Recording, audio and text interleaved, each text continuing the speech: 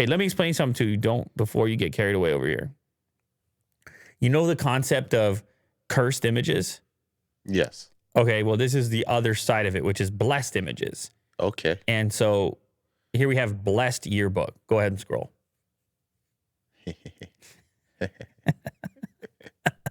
How'd they get away with it? I don't know, man. Somebody got Is that the school dog or something? No, I think somebody got their dog in. Maybe the photographer, the yearbook committee, who I don't know who decides on the eventual design and locks this into place.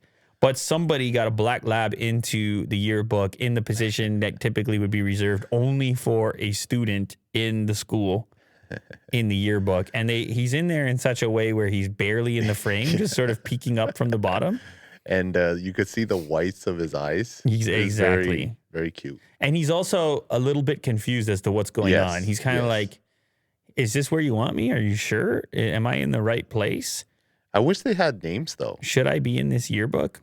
All of these students don't have names next to them. The names are going to be in the directory over on like the left-hand side. Yeah. That sometimes they do it that way. I don't know. They think it looks cooler or something like that. Shout out Ross Vlogs. Well, that's very nice. Yeah, I want to give you something a little light there. That's very memorable. I want to give you something a little light.